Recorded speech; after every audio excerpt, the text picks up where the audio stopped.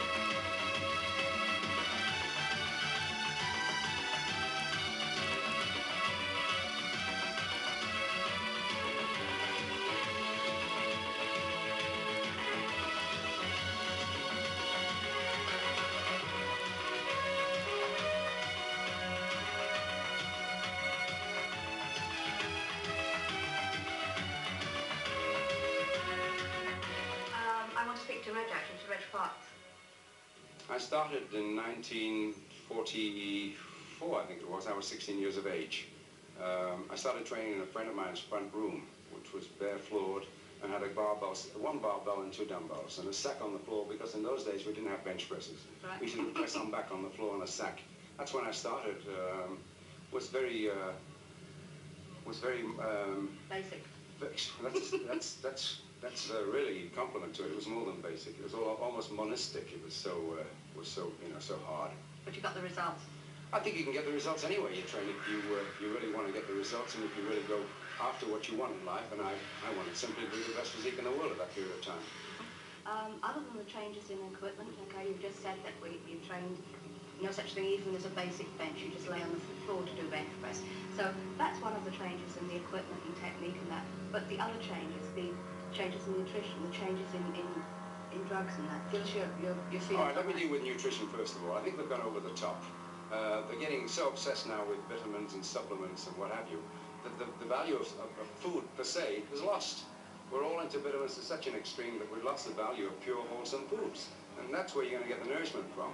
Furthermore, the wholesome foods don't tax the digestive system as hard and as much as the supplements do. I think the only time the supplements should be taken is when they're under the administration of a medic or on the suggestion of somebody who's a dietitian who knows what he or she is talking about, just to pump vitamins in for the sake of pumping them in. That's the greatest money spinner of all times. I mean, in the States, I remember 5 to 10 years ago, it was such a great money turnover that they had investigations into the health food business, because it was really going over the top as far as finance was concerned and caught everybody by surprise.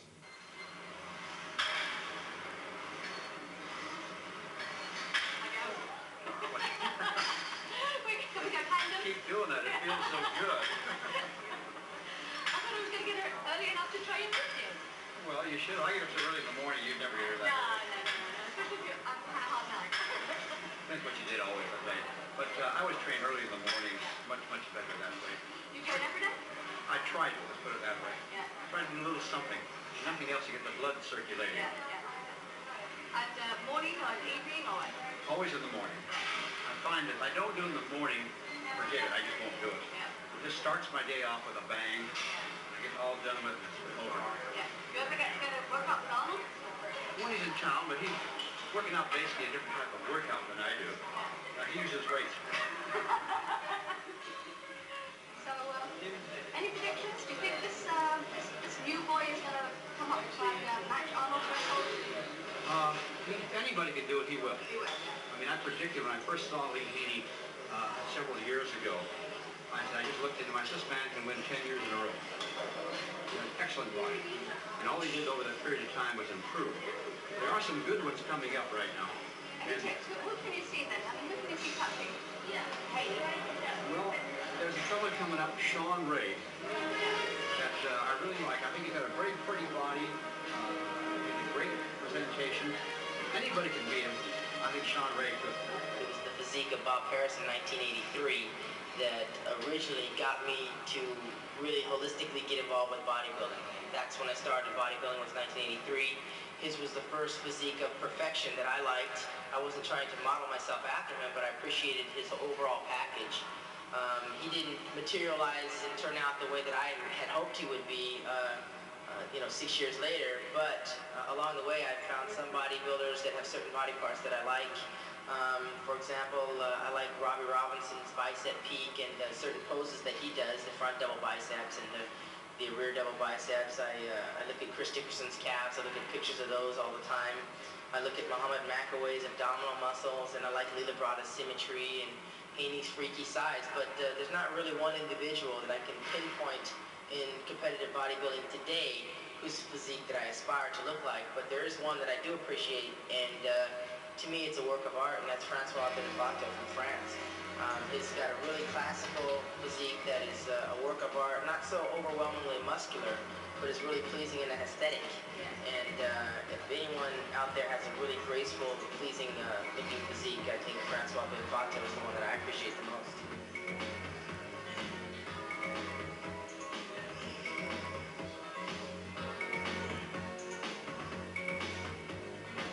It is a work of art, and it's not all about the huffing and puffing and the heaving and hoeing that takes place in the gym, but I think anybody can basically be big, but to be big and beautiful is another thing, and it also takes a keen eye to point out the fact that someone else is out there that has a beautiful physique, and you can verbally say that.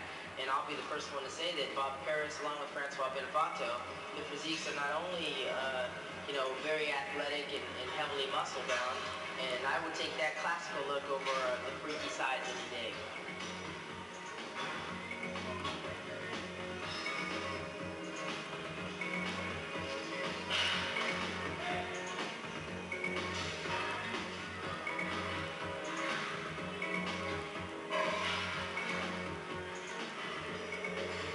This is the world-famous Gold's Gym, where all the monsters of muscledom train. I got it! Come on! Easy. Let's go. Come on. Low down. Easy. Come on. Right, good. Yes. Let's go. Come on. Let's go. Yes. Good. That's it. Good. Definitely, as always, I compete to win. This time I feel better than ever. And ready to kick some butt, I tell you. And I still insist, I still have to beat myself. When I beat myself, then I win the show. Come on. Stay in the middle. Go. Do it again. Come on. Come on. Hard. Hey! Come on. Yeah, come on. Come on. Okay, easy. One more. Yeah, let's go. Come on. Squeeze them. Good. Go. All the way. Yes. That guy, he's got a lot of harmony. He's got a great physique, great stage presence. However, that's not enough, Lee. You gotta have muscles. You gotta have legs. You gotta have a great back. You gotta have Christmas tree. You gotta have pushes. You gotta have mountain and valley all over. You gotta have separation, cross cut in the tricep, in the bicep, banana split, right? It's better that way, right? Now I'm not Stevie Wonder. That's it. Come on. Keep going. Good. It's easy. Come on.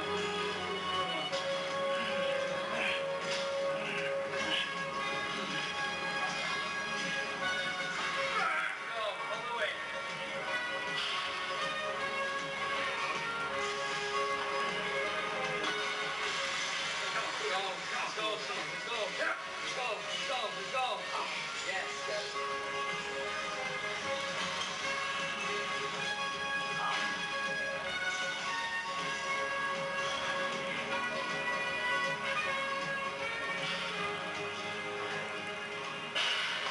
I'm a human being. I make mistakes. But when my gun shoots straight, it'll kill, man. And this time it's gonna shoot straight.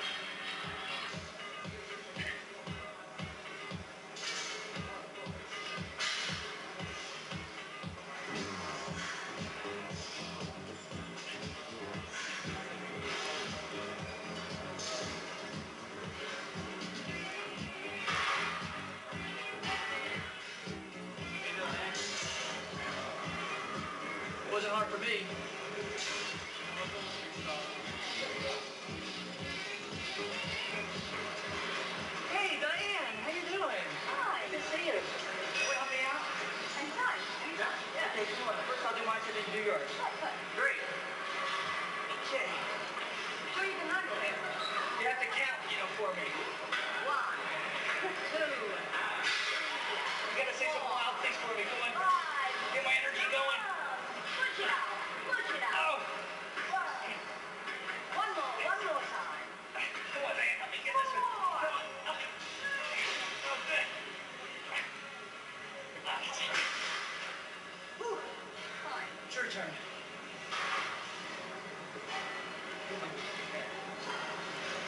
Come on, Danny. You can do it.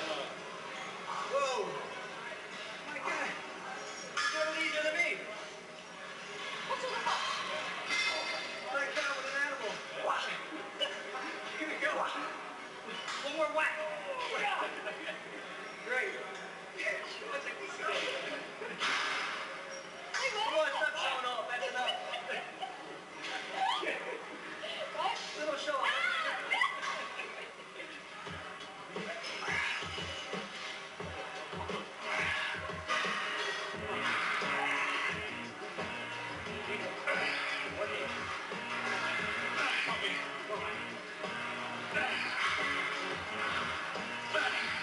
Down more. That's it.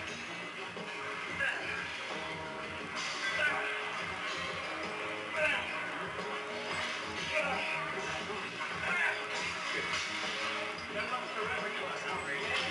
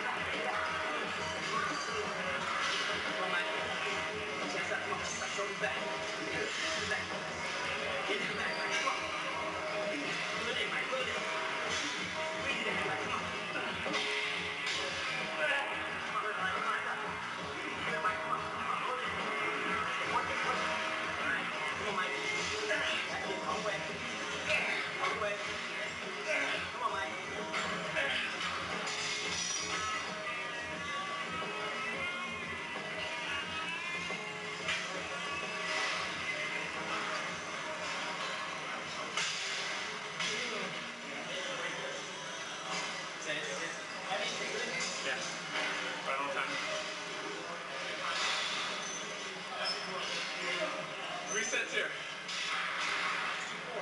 Okay.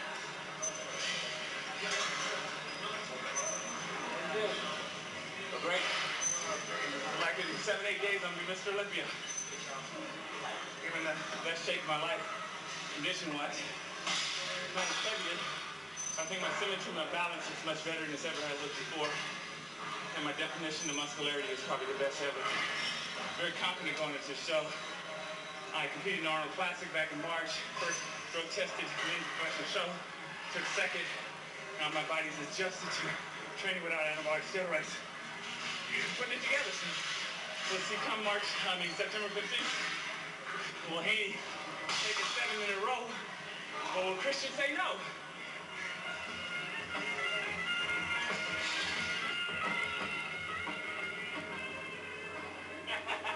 I think I can handle it.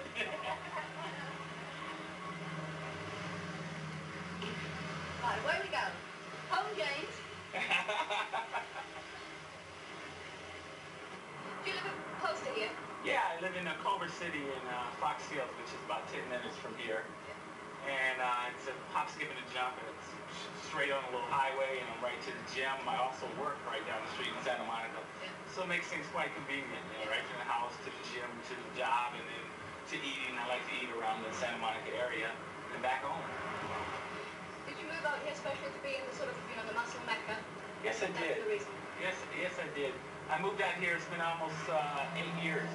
And I came from Portland, Oregon. That's where I started bodybuilding back in '77. And I won everything that I could possibly win up there. And it was time to move to California and run with the big boys. Yeah. And the first year didn't do quite well, Diane, at all. I got a bit discouraged and I quit for about 9 months. After that, I got a lot of encouragement from the people at Gold's Gym, Tim Kimber and Pete Domkowski. Also, Weeder encouraged me to get back into the sport. So I entered my first contest back in '80, and I was USA. I took 4th in that after training 6 weeks. And just kept on a roll and won America in '84, the University in '84, and turned pro in '85. Yeah, I do a lot of traveling. The tour, the last time, the time before that, I think was very helpful. There's a lot of fans that are around the world that actually want to see Gary Strida, Mike Christian, Lee Haney, Lee Labrada, and Sean Ray, all the rest of them. They don't get an opportunity to see us other than in the magazine. Yeah. So when I travel around the world and just to see the faces on some of these people, it's like the magazine coming to life, It makes me feel real good that I have the opportunity to share some of the knowledge that I have from 15 years of training and the competition, the diet, and the nutrition aspect to some of the younger bodybuilders, because that's what gave me the motivation and the inspiration to become a professional bodybuilder. I think I'm doing something right. I hope so.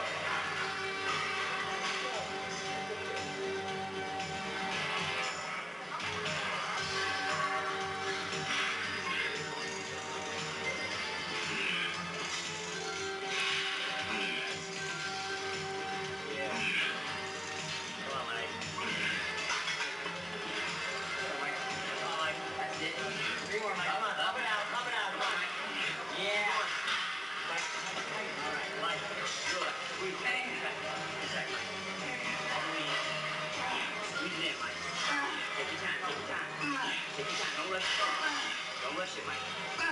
Bicep, come on. Bicep, Mike, bicep. Yeah, that's smart. Peace.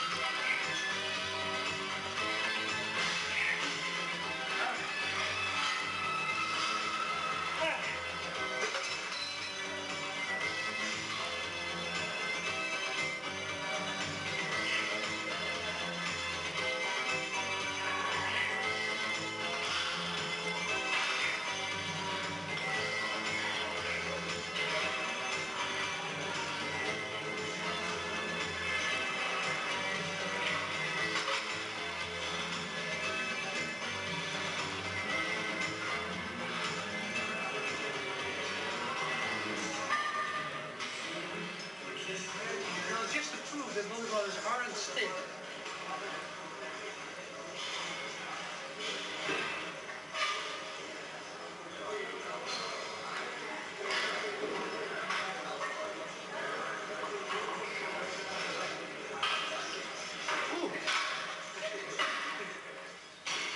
Last year, I remember in Rimini in Italy, I was there too at Mr. Olympia, but for the first time in the audience. And probably the hardest feeling was, the most down feeling was the night before at the competitors meeting, and I was waiting outside. So that's I'm already at the party right now.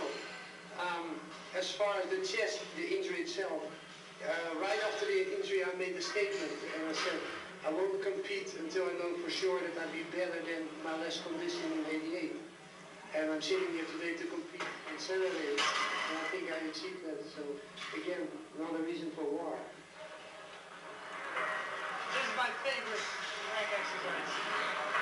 You got that famous sweep.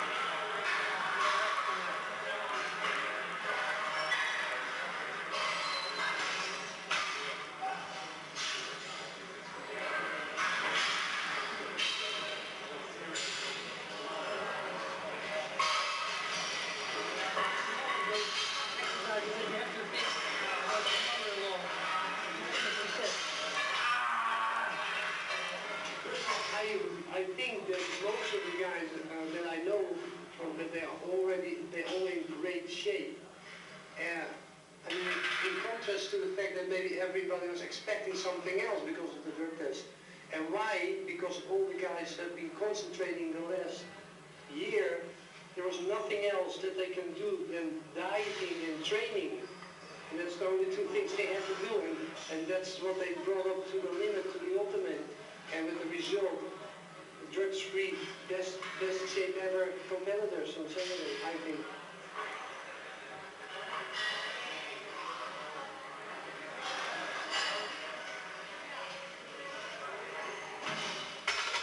Drug testing's in.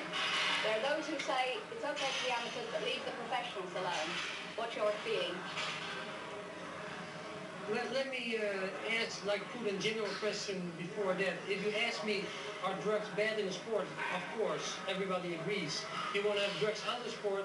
Of course, I agree too. But if you ask me, is the drugs test that they have available nowadays a way to get drugs out of the sport? I don't think so. Because it's not a personal opinion, I just mentioned a fact. It's a fact that everybody knows if you stop certain times, certain ways, you can pass the test. And that doesn't mean that everybody's clean. In order to get drugs out of the sport with those tests that are available nowadays, you should do random testing every month with all the athletes. And that's a waterproof, or the most waterproof solution for them. Bodybuilding is still a long way off getting the recognition that it deserves. As a bodybuilder, you agree, I'm sure, that it's one of the hardest sports to do well in, and it should have a lot more recognition. You know, I always try to approach everything not from my side but from the other side. And if you do that with this case, it's really understandable why the general public look at bodybuilding the way it is now. Because when I started doing bodybuilding, I didn't like those freaky bodybuilders with all the oil and all the veins, and in particular, I didn't like the women at all. So, you know, I like a woman that looks like a woman. Let me put it this way: if I want to look to the woman that I physically like the most, I probably wouldn't pick up on Muscle magazine. But again, it's not the muscle, the amount of muscles that women sometimes make look like a man. It's sometimes they get muscles, they get out of proportions. I know a lot of women that have less muscle than Corey Everson, and they already look like men because of the proportion. But Corey Everson's got pretty much muscle, but she looks still like a woman to me. I created the Miss Olympia and got it rolling for the first 4 years, brought money into women's bodybuilding, and helped create the female stars. We were looking for a feminine version of the Mr. Olympia, which was going along very well, and as long as the woman would train with weights, it wouldn't matter how hard she trained, as long as she wasn't taking any type of drug, she would remain a feminine version. But with the advent of drugs and the criteria of judging being so confused in the Miss Olympia after I stopped doing it because of conflicts with the IFBB, the women's bodybuilding became a more muscular demonstration than women's bodybuilding. And women's bodybuilding should simply mean building a woman's body, not building a in-between body, which is apparently where it's going. So it's the same as what I had mentioned before with men's competition. There has to be many changes to get the acceptance. And with women's bodybuilding, it's really decreasing in acceptance every year. Well, we're leading up to the major contest of the year, Mr. Olympia. Have we made any progress to bodybuilding sort of universal acceptance to the whole bodybuilding scene since the first Olympia in the 60s, do you think? Well, I think that it's fortunate that Arnold was on the scene to create excitement in bodybuilding, because without Arnold, I think it would have been stifled a lot. As as it is right now, the Mr. Olympia, being a prestigious contest for men, still doesn't result in large cash prizes. The winner still doesn't get major endorsements or major film parts, barring, of course, Arnold. So really, compared to other athletes, something's wrong. It's just not progressing. So actually we were speaking with George Snyder, and he's got some very positive feelings about bodybuilding, where it's going, where it's at. What are your feelings about it? You know, when I competed in 75 in Mr. Olympia, the prize money was $100,000. And I was the guy who said, prize money will become soon, because I knew I'm going to leave IFBB to make an organization, and it will come soon, $100,000. And then after that, I said it will have to be $1 million. So as George Snyder said, he's not born yet. But you know, we're talking about now about abortion. So it can be abortion. Before he's born, he can die. And then he's dying. Because in 1975, after pumping iron, and he go up. We have a lot of show around the world, and now no more show. So why? We have to know why. Because a contest is boring. No promoter does the right thing to do. There's always one bodybuilder after one, and nobody look more bodybuilder than another bodybuilder. Then nobody wants to be a bodybuilder. It's How very. would you make it more entertaining? How would you make it more appealing? That's easy. You have the prejudging, is a part of the sport, and you have the show. It's entertainment. First of all, the bodybuilder must understand nobody is going to work for them. You have to sit down one day and think about the future. But bodybuilding is very personal, and they are very personal people. They think about themselves in the present, not in the future. And I mean, another federation, another promoter is going to do nothing for them. So you have to sit down and think how to be more involved with politics, not politics, bad politics, union for the bodybuilders. Because they're like a singer. As a singer, I mean, the bodybuilder's body is like the voice for the singer. So you must defend your picture. And you go now on all magazine, your picture is for free. Or sometimes some bodybuilder want to pay to be on the magazine. You know, and you have your picture in all the gym, you don't get nothing. You know, and you have so many gyms, nearly 1 million gyms in the world. If every gym give only $100 in the year for the union, you make $100 million. That's money. It's not peanut like $200,000 for Mr. Olympia or total. And then what happened? People like Lee Haney will have $20 or $10 million. Every young kid wants to be Lee Haney. Because you know, people don't believe that bodybuilders are stupid or that the money makes a difference. If you have money, you're right away a clever man. If we make this sport become a good sport, I mean the winners like Lee Haney become a millionaire. First, that's the first thing, people will forget about drug. Why they talk about drug too much in bodybuilding? Because you have a poor sport. So the poor people is always wrong. Because you have a lot of sports like baseball or football or basketball, they use a lot of drugs. But this sport is too powerful, you have too much media behind, you have too much sponsors to talk about them. The youngsters want to emulate their heroes, and their heroes are known to be taking growth hormones. It's no secret. Everybody knows. I mean, last year, if they'd had a drug test at the Mr. Olympia, all 20 finalists would have been disqualified. Simple as that. And I'm not opposed to adults taking drugs and steroids or whatever they want to take, because they're adult enough, or should be adult enough, to know what they're taking. The thing that disturbs me is the influence that they have on the kids. The kids knowingly take them because they know that their heroes take them, and they think this is the thing to do. This is not the thing to do. Life is not all about winning a Mr. Olympia. No.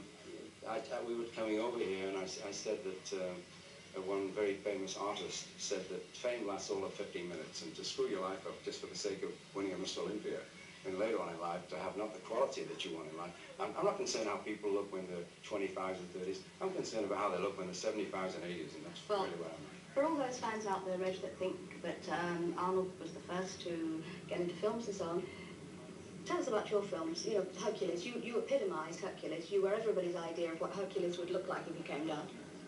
Yeah, I was living in South Africa at that time. It was 1960 to be exact, and I had a cable from Rome, Sport Cinematographica, asking me to go for a test for a role of Hercules in the movies they were deciding to do.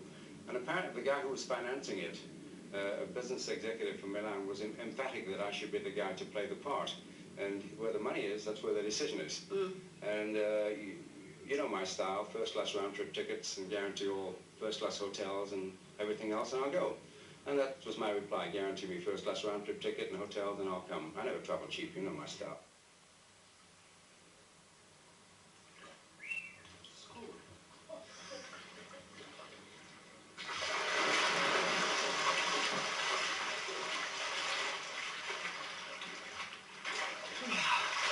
That's life, huh? California. Yeah, real California style. Yeah. Hollywood. You're used to all that Hollywood. You know, how hard it is. I did 25 movies, but I would have to do one day in Hollywood. Yeah. Anything in the pipeline? Anything? Yeah, I'm working on the script, working a story myself. Because I have a good idea about something like about bodybuilding, but not like pumping iron, but a story like Rocky or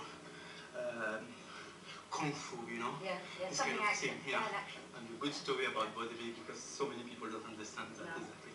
What was your favourite film that you made of the 25? The first one, Yeah? Son of Thunder. Yeah. Was it shown all around the world? Yeah, everywhere. Yeah. Last week they showed it on the French TV. Yeah. For after 30 years. You know? It's good. Good Make response. some more good publicity. Yeah. Well, sorry, Daniel.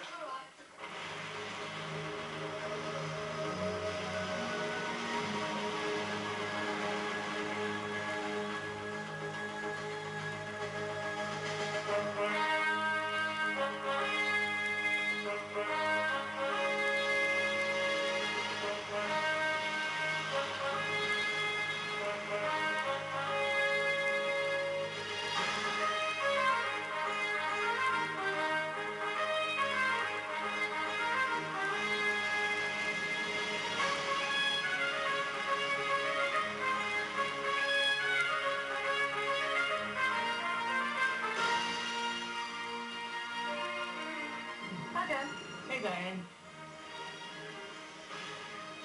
Diane, this reminds me from the scene From Here to Eternity. Well, is that the way you see your career going now then, Joe? You've got already into the hotel business, and you're a top bodybuilder, and you've, I think, produced some books, and you've been a cover man. So is this another string to your bow? Yeah, well, I've always admired the career of Arnold Schwarzenegger. I'd like to be following in his footsteps. And I've gotten the chance to appear on a TV show called Hunter, which is an action-packed series with the star Fred Dryer. Oh, yeah, we get it at home. Do you really? Yeah, it's very popular. Yeah, it's a super show, and Fred Dryer is an awesome actor, and he's helping me with my acting techniques and getting me involved as a regular. That's quite a coup, because, you know, to get such a big spot in a regular program that's so popular, it must be really one step up for you. Oh, it's incredible, because he's letting me play a role as a police officer, Joe Rigetti, so I'll be in every episode. And you won't forget your name. No, Joe and Joe, it's not too bad, huh? No. And then from what else have you got planned? Films or? Well, I'd like to see how far I can go right now in this TV show and take one step at a time and just progress. Well, a lot of people have said how like Errol Flynn you look. And that's incredible. Yes, that is the most popular Robin Hood, and they're thinking of doing a remake.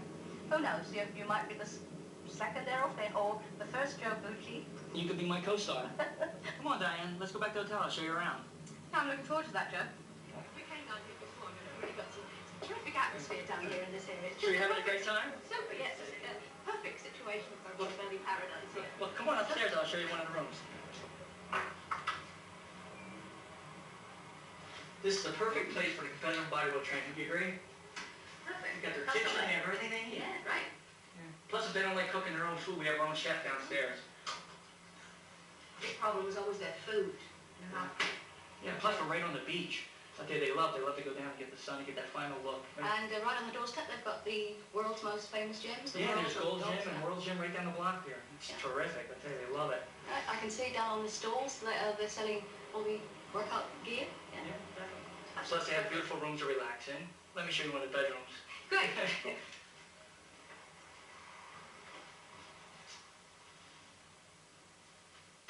Oh, no pain. 1 week. No pain.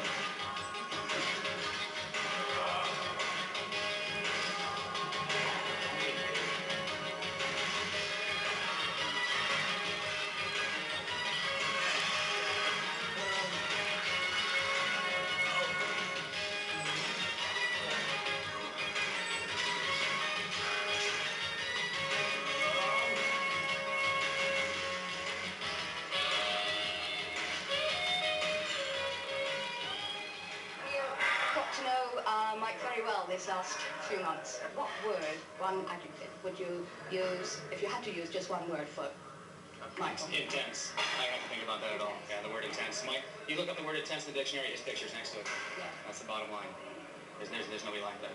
And that combination with his sensitivity and his emotions and that type of thing, he's a time bomb. But Christine and I have been a real stabilizing factor for him, and it's made a big difference in a lot of things he does. But he'll always be intense. That's why he is where he is. That's why he's Mike. I think the one people misinterpret intensity and they associate it with arrogance, you know? I'm not an arrogant person. It's just when I'm in the gym and I'm doing what I do, I'm a real focused person, and it may appear like to people like I'm some kind of asshole. I'm not, because I feel that if you're trying to be the elite in something, being elite also, there's a psychological thing that you, in your mind, you have to know.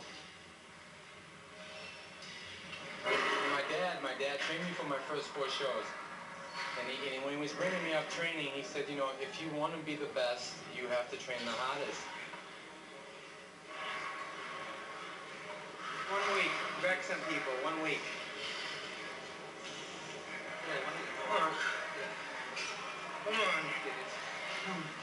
Get up. Get up. Come on.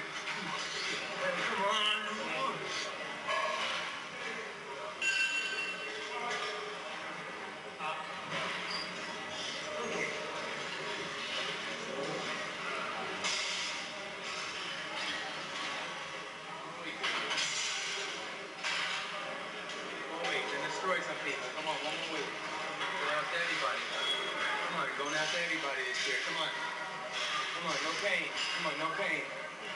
Come on. No pain. Come on, stretch it out. Come on, Neil.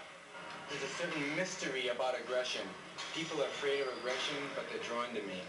No matter how afraid they are of Mike Quinn, there's still something about me that's like, wow, you know. There's a certain energy there.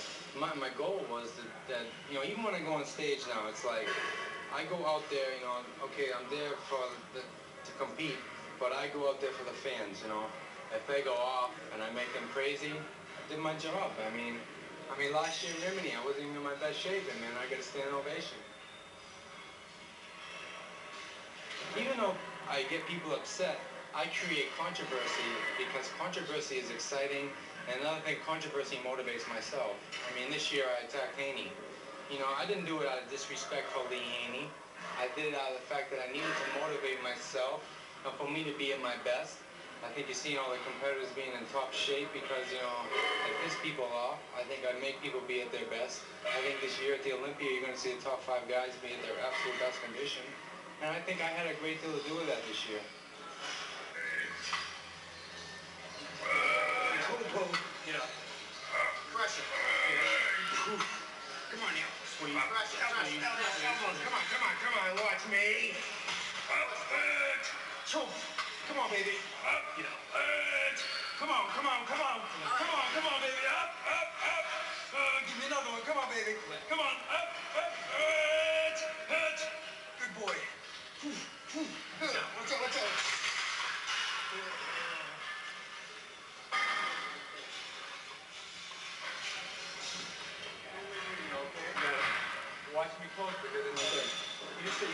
a kick in the elbow. Yeah. Just tell me whenever you want. Whenever you want. Be careful, baby. Nice and Just tight. watch me close because it's pretty right. Come on, baby. No pain. Up here, up here. No pain. Come on. No pain. Tight. No pain. Baddest in the world. Rock it. Rock it. Hang on. Let's start. Tell me when you want me. Get up. Get up. Okay, let's go in. Let's go. Here we go. Walk it. Get up. Walk in. Tight with elbows up. Get it. Get it. Come on, baby, no pain. One more. No pain.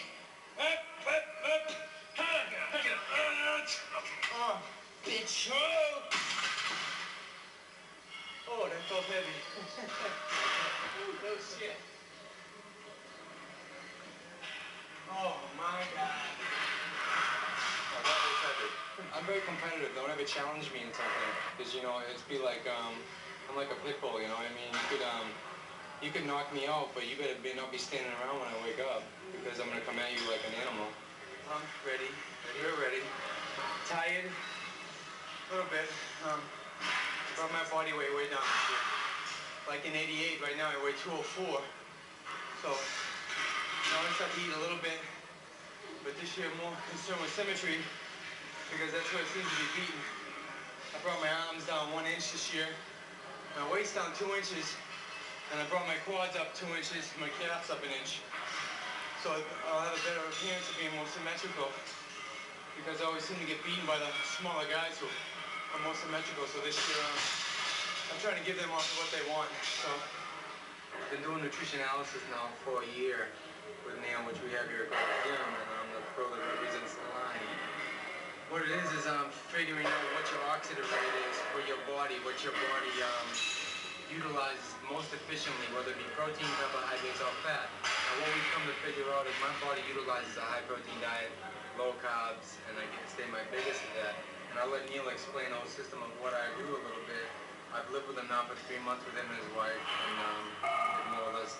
That's proceeding. Yeah, more or less told me what I can eat and what I can't eat, and really watched over me, which is very important for an athlete to have a very strange support system. So I've been very fortunate this year.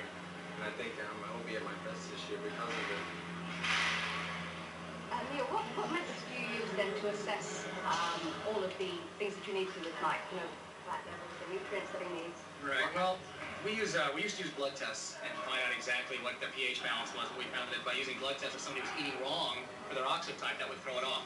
So through a questionnaire on cravings and questions about the autonomic nervous system, very detailed, and of course body fat test and so forth, we've been able to establish their oxidative type from that, whether it be fast, slow, or mid. And Mike is unusual being a fast oxidizer. Most athletes are mid-slows and slows, such as Rich Gaspari, Mike Christian. They're all mid-slows and that type of thing. But Mike's diet, turning it around, doing it the way he set it up on a high-protein diet and very low carbohydrates for him, he's able to keep his muscle through his diet. Where most people lose a lot of tissue, Mike stays big with that, and of course he's able to get all the body fat off and keep all the muscle at that time. Mike tends to attribute a lot of his success to other people and so forth. I'm going to tell you, there's nobody like Mike. I mean, he's the most intense human being there is.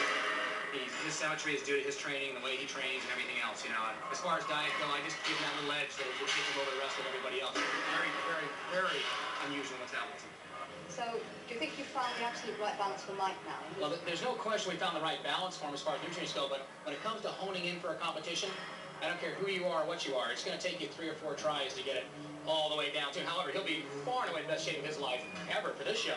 But I'll tell you what, the next show and the show after, he will be that much better always. Once you discover a certain person's specifics, which we have now, believe me, these last couple of weeks have been pretty trying for both of us, then you're really able to put it together for the next one and the next one. However, just like I say, he'll be 100 times better than he's ever been in his life. It'll be very tough to beat. I'm not as gifted as some people, like they're just so genetically gifted. You know, even though I do have good genetics, I've worked very, very hard on my genetics to develop them to the standard I'm at. But even if you see me now, I've been training now 15 years.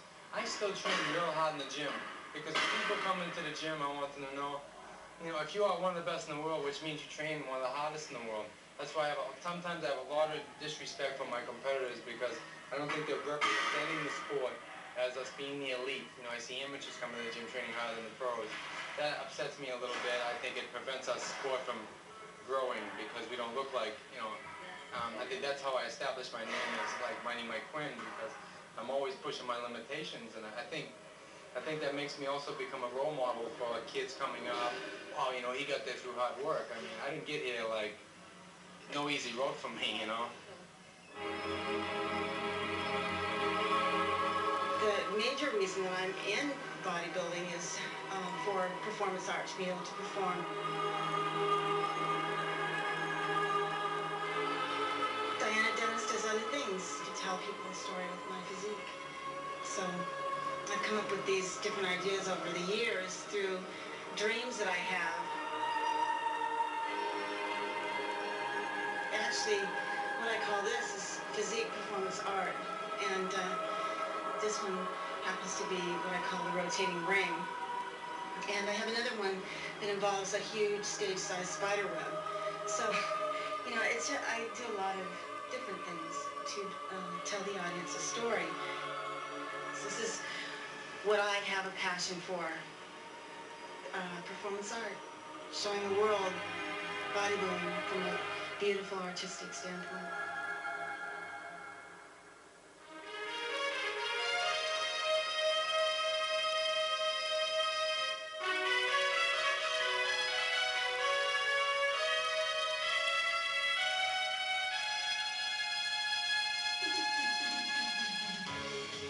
What brought you to the States? Originally, curiosity. I never intended to stay in the States. I came here sort of for a trip. And then first I went to New York. From New York I went to Detroit. I just got about as far as Chicago and got involved here. And here I am. I think that a lot of people feel it's a no-brain business. They feel they, you know, open a storefront and put some equipment in and just wait for the people to come and enroll. I think that it took a lot of time and dedication. I recall when I started, we'd start about 7 or 8 in the morning and work till about 11 at night and do that 7 days a week. And I think the philosophy was to, I mean, this sounds a little self-righteous, but you've got to feel, what's the most you can give the people for the least amount of money? That's kind of easy. And when a person came in to enroll, we really kind of got personally and emotionally involved with their personal success. So when a person came in, you had to overcome their particular reluctance to get started. In fact, when I started in the gym business, anybody worked out on this kind of equipment, or at that time it was resistance equipment, people thought they were kind of weird. And our advertising campaign would induce people to come in. They come in with these nagging doubts. It took a great amount of effort to overcome all their apprehensions and get them started, and you had to be prepared to have the time and patience to encourage each individual to get started. Inhale before you come down and push it up, and exhale all the way down.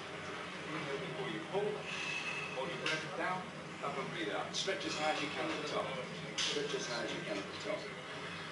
As you know, we opened a club in the Barbican about 2 years ago. You were at our grand opening, and the club is incredibly successful. I think that's is the most luxurious. Yeah, it's probably the finest club in Europe. Yeah, and Princess Di opened it.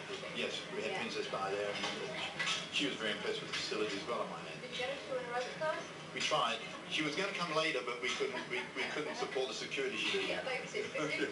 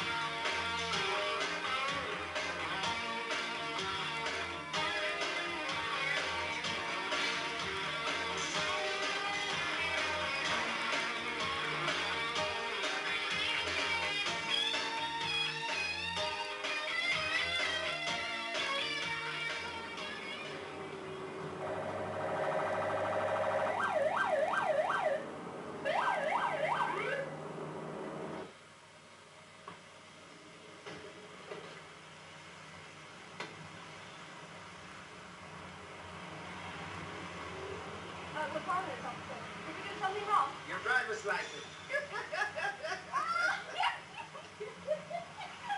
Oh, you! I never thought I'd see you again. Everything come out beautiful, I guess.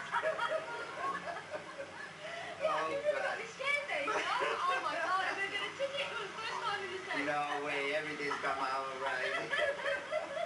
Oh, great. Okay. Is this your beat? Is this That's your... the beat, that's the station, and that's my Oh, gym. that's your gym. What? How convenient. That's it. Oh, God. I've seen you. Ooh. What coincidence. Well, that's And like... You just look just as you always do, ready for competition. Oh, You're in getting the old. Olympics, not yet? No, not yet. Not ready. Well, you never look any different. Never look any different. Oh, God. Yeah. What do you think about all these new blokes that are coming into Beautiful. this new Olympics? Beautiful. Yeah. They're all good. Yeah. They're all good. Yeah. When you won your Olympias and so on, what did you eventually want to do with your life? Where did you want to go? When I win the first Mr. Olympia, or the last one, or... Well, by the third one, what were your plans for the future? Well, back there, the Olympia was different, you know. When I went the American, without even compete, because they were afraid to come to the States, they give me all the trophy and everything without compete, because they don't want to compete. Then when I went to Mr. World, I think it was something a little different. And when I prepared for the universe, it was a little different, but almost the same. The Olympia has always been the higher title, but when I went in, it really was not, it was like, for me, yes, another country. But really, you know the one that was in Germany? That really should have been your one. Oh yeah, definitely. They're still talking about it. Yeah. They're never going to forget. And it was happening right in Arnold's hometown. And I did it for two reasons. I was out for many years and I want to come back. Peter Fasci told me it's going to be a fair contest. If you are what you are, you win no matter what. So that's the reason I prepare like that. I know it will be no other monster can beat me. That I know. So when I ride an Essen and we in the bag, I know I had it. And one of the reasons I know I had it because when we finished the contest, people still calling your names. And the judges that were checking their head, they just don't know what to do. And the guy put us in line. I remember that I was in the front, Arnold was behind me. I believe it was Colombo or Newbred, and then sending up. And when we were ready to come on the stage, the guy said, hold it. And then he put me on the back, he put Arnold front. And that's when the Newbred said, this is no good. And when we come in the stage, they give it a title to Arnold. But the whole country refused. The whole world know what happened. And Arnold himself, he had to declare that he know he really not win the title. I was telling him, you know, there was the time that it's the first time in so many years that I see myself big. I never see myself, people say, you the biggest. We never see nothing like that. But I never really saw that kind of big until that day. I was 262 and I was prepared for the Olympia. And 6 weeks before the contest, my wife and I were having an altercation, and all of a sudden she grabbed the gun. And pow, right? So I didn't even know I was shot. Because when I grabbed the gun, my son, 2 years old, was in the other room. Yeah, Junior, right. And I grabbed the gun and I told her, get up my face, go in the room, take the kid, I'm leaving. And when I turn around, that's when I feel a little pain in my stomach. And I look, and I put my hand and I see a little blood. And I didn't see no blood on the floor. So by working in the street as a policeman, I know that I'm bleeding internal, which is even worse. Right. And that's when I told him, oh my God, you did shot me. So she said, well, oh my God, we're going to call the ambulance. And I said, no way. By the time those guys are going to be over here, I'll be frozen. Yeah. Forget it. It's going to be all over. So I said, I go to hospital myself. So what I did, I run, and it's funny, because it's like everything that was against me and with me. But I think I got the power of the men out there, because I have a condominium, a new condominium, and we have a nice elevator. When I go to the elevator's broke. and I was on the third floor. So I run upstairs all the way down to the parking lot, get in the car, and drive all the way to the hospital myself when I was bleeding. And I know people in the hospital, so when I come in, they think I'm bringing a person or something. Say, Mr. Oliva, what do you got for us? I say, a bull in my stomach. That's all I remember, you know. And from that day, you know, they was said, you know, the only part that was funny was that the doctor say, at the same time, what happened us to save your life is you were so big, they give us a time to looking for the bullet. But at the same time, you had so much muscle that we have a trouble to find the bullet. So it was like a fighting back and forward, but thank God, you know. So the funny is that I'm in the room, this is funny, and I'm in the intensive care, and I open my eyes, and I see all the nurses and doctors, everything's white, you know. So I think I'm in heaven, I'm gone, you know. You used to make us laugh when you said about getting out of Cuba, and you considered all the different ways. You said, no, you weren't going to go in a boat because you didn't want to get... Oh, no, there were too many, it was danger. By the way, hi, Sal. Yeah, that's okay. I wanted to escape, but number one in the boat, it was too risky. Too many shots. I scared us. See, for me, shots, you can't fight. If you throw them a punch, you're going to eat my arms. If you're trying to kick it, they're going to eat my leg. And if you're trying to swim, and nobody swims faster than the shot, right? So you're dead anyway, you know? So I said, gotta be a better way. That's when I started practicing all the sport. I tried the boxing, the running, the wrestling. I tried every time I played baseball. But those guys in Cuba, they're mean. No break. The only break I got, it was through the weight. That's when I became a weightlifter.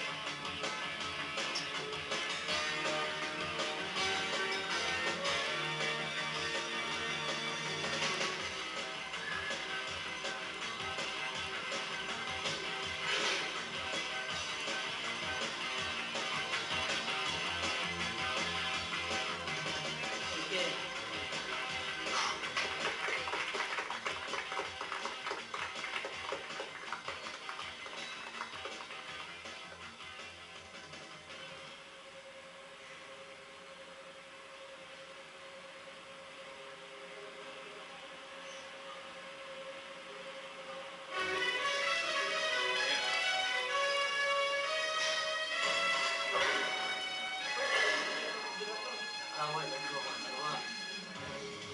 in 1965, when the first Mr. Olympia was organized, we were able to afford just $1,000 in total prize money. This Saturday, it's been bumped up to $200,000. A lady has a question here. I'd like to know how you feel emotionally, how you feel with your motivation after the events of the Arnold Classic. I'm just as excited as anybody else is because I think, like Lee Haney, the pressure on him to break Arnold's record, I have a lot of pressure on me, number one, to pass the test. That's a lot of undue stress. But number two, in a sense, by coming off of a contest that I won and then got disqualified for, I'm still, what the people saw in Columbus, Ohio, I'm still capable of achieving that same look here this weekend. And if that's the case, then there's going to be a real war on our hands. So I have a lot of pressure and stress coming from all angles, but in response to the disqualification and the steroid testing, I'm ready. You know, I was one of the first persons off the bus to take the test. So in that sense, I'm ready for whatever happens Saturday, but I'm more excited about the fact that this day has arrived because I've been through, you know, the highs of winning a contest and the lows of not getting paid for it. And basically I'm here to make up for that lost income that I didn't get back in March and show people that I'm still capable of achieving the look that's necessary to win. But more importantly, I want to get paid. We suffer, we struggle, we get to the point we try to support our sport. Every day we get a door, every time we go there. What about steroids? What about steroids? What about them? That's what we need to hear. We need to hear the athletes speak up about it. It's just exactly what you're doing. That's well, you know, you media are making a big mistake, okay? What you're doing now is for sure. Parents won't even let their kids go in the gyms anymore. You know why? Because they're afraid some drug dealer is going to give them drugs. So it's no longer looks like a sport. You know, we look like we're a bunch of drug addicts or something. I mean, I speak for myself. I'm not a drug addict here. You know, I don't know. I just mean that it's a hot topic now. So obviously, for athletes to come out and talk about it and quell all the questions once and for all. I mean, there's nothing really to talk about. We're still a champion whether we take drugs or we don't.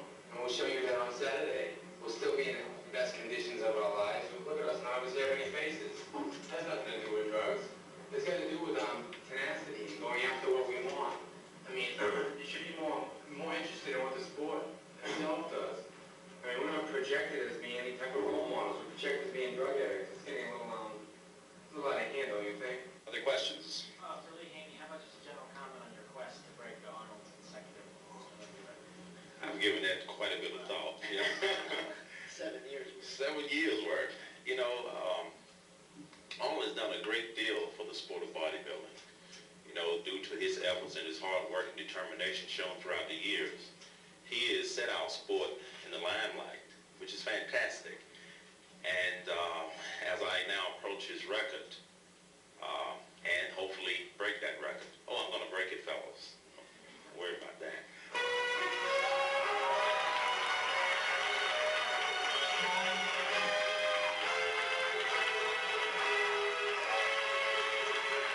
Greatest physique ever? Yeah, that's now look. That's it now appears. I'm in history now.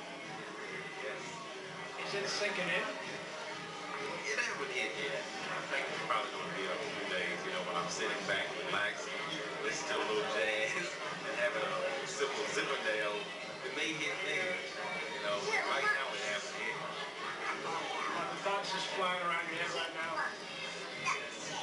Well, the only thought that's flying around now is that I'm tired, and I'm glad it's over. You know, that's very hard, very hard. But I guess I can fight once a year. It's okay. What was this? Is a lifetime of bodybuilding? That's nice. How many of these have been issued? This is the first one. This is the first one? Yeah. And how many years is that? 34. What do you think of the result this evening? I thought it was spot on. Really? Haney first? Lee LeBron second? Yeah. Sean looks really good, but in the bag, having even though he looked good. My Christian was 4.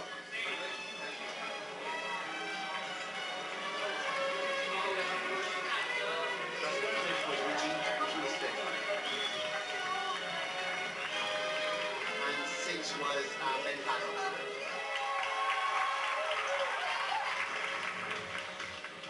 Good, superb as usual. And you have another new hairstyle? New hairstyle, Okay, yes. right. This one a big highlight. I sold the Corvette, so okay.